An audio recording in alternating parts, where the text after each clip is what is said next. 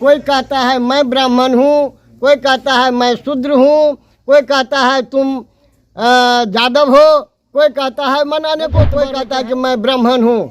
इस बात की पुष्टि के लिए कि कौन ब्राह्मण है, कौन क्षत्रिय है, किससे पूजा कराना चाहिए, किससे नहीं। दोस्तों नमस्ते, मैं संजीत कुमार मंडल। आप सब देख रहे हैं पूछता है जनता संजीत के साथ।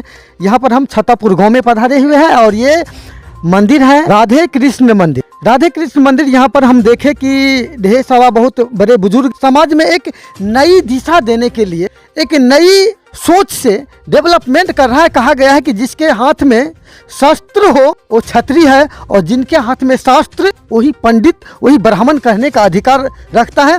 तो विद्वान ही इस दुनिया को बदल सकता है और नई सोच जरूरी है जो समाज को एक नई दिशा देने की चेष्टा करते हैं।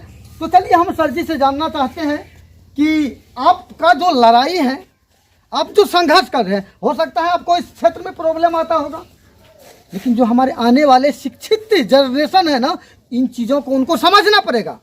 तो सर हमें तो इसके विषय में ज़्यादा जानकारी नहीं है, तो आप बताइए सर।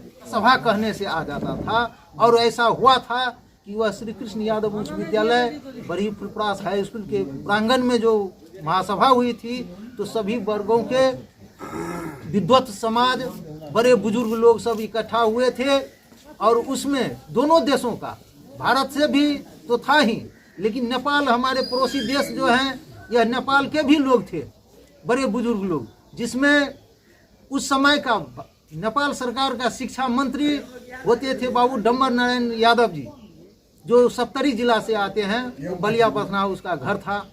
तो वह बाबू डम्बर नारायण यादव जी भी इसमें आए हुए थे, विंध्यश्री बाबू वगैरह जो यहाँ के जो प्रसिद्ध व्यक्ति सब थे, मुख्य व्यक्ति लोग थे, ये सब भी थे।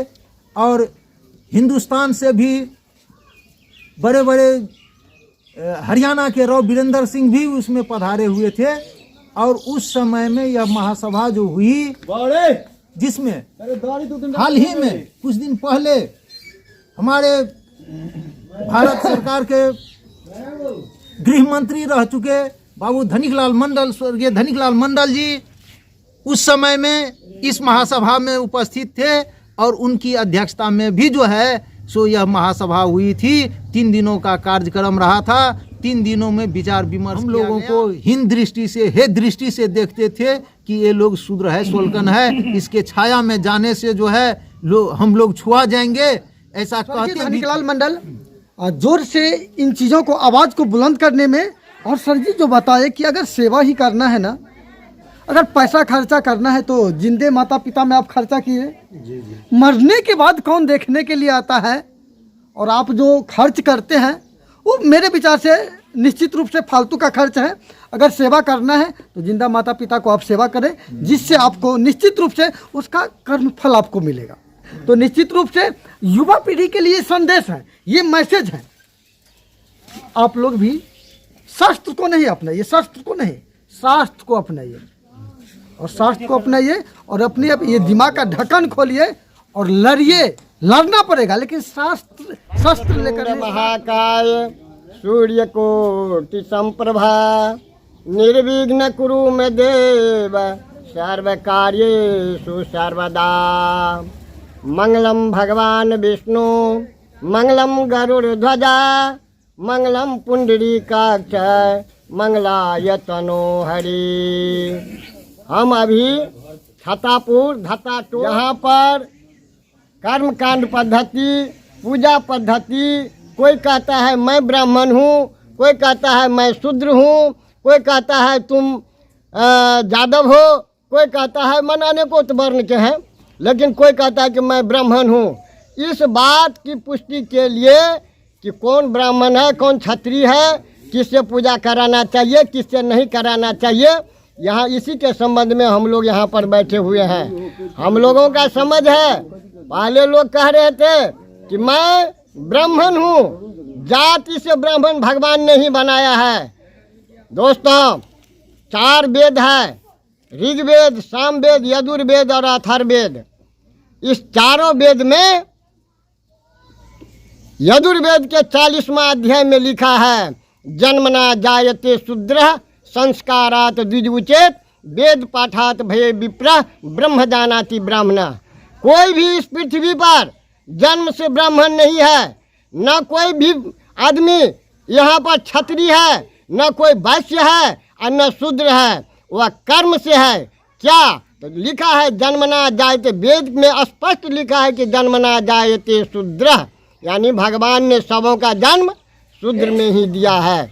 संस्कारात द्विज उचित, जन्म से लेकर के मरण तक में मनुष्य को 16 ठो संस्कार है। उसमें कोई जो जनोधारी दोनों पहनता है तो उसका भी संस्कार है, 7वां 8वां संस्कार है, पहन लिया तब कहा कि हम ब्राह्मण हुए हैं। वैसे नहीं ब्राह्मण होता है। अभी का ब्राह्मण वो है कि ब्राह्मण हुआ तो क्या हुआ, गले लपेटे सूत, वेद शास्त्र को मर्मों न जाने, भय जंगल के भूत। अरे अभी तो वो ब्राह्मण है जो कह रहा था कि मैं वो ब्राह्मण हूँ, वो ब्राह्मण यही है जंगल का भूत। संस्कार तो उसके पास में है। कहता वेद पाठात भय विप्रा, जो वेद को जिसको जानकारी है वही आदमी विद्वान कहलाते हैं। ब्रह्म जानाति ब्राह्मण, ब्रह्म तत्व को जो जानते हैं वही ब्राह्मण है। इसलिए तुलसीदास जी लिखे हैं कि पूज्य न विप्र शूद्र शील, पूज्य न विप्र शील गुणहीना, अपूज्य शूद्र गुण ज्ञान प्रवीणा। अरे कोई नहीं है ब्राह्मण, ब्राह्मण तो वो है जिसके पास में विद्वता है, जिसके पास में जानकारी है। तो आज हम इसी चर्चा पर बैठे हुए हैं कि उससे पूजा कराइए, उससे कर्मकांड पढ़ाइए, कि जैसे जज पूजा कराते हैं भगवान की प्राप्ति के लिए, तो अच्छे पंडित से पूजा कराइए जिसके पास में विद्वता है। वो पहले वाला वो जनोधारी नहीं, जो जनोधारी अभी है विद्वता जिसके पास में है उससे कराइए। अरे लोग कहेंगे कि भाई अभी जो मंत्र जो पढ़वे चाहिए सरकार तो हमरा इतर पितर के भेटे है ये चीज, हाँ मिलता है। अभी मोबाइल में बटन दाते हैं दिल्ली लुधियाना पंजाब में, लेकिन बटन दबाया वहाँ आवाज़ सुनाई दिया इंडिया में। बटन दावे हैं नेपाल में आवाज़ सुनाई दिया इंडिया में बटन दावे नेपाल में सुने। तो इस बात को लेकर के हम यहाँ पर बैठे हैं कि विद्वता क्या चीज़ है और कैसे मान लीजिए जैसे किससे पूजा कराएं, कैसे कराएं, भगवान की पूजा किस तरह से होनी चाहिए, कैसे कर्मकांड किया जाए, इस विचार को लेकर के हम इस मंदिर पर बैठे हैं और बहुत सारे पंडित सब बैठे हैं। इस पर जो है सो सारी जानकारी हम लोग दे रहे हैं। जय हिंद जय भारत। चलिए जय हिंद जय भारत, नमस्ते।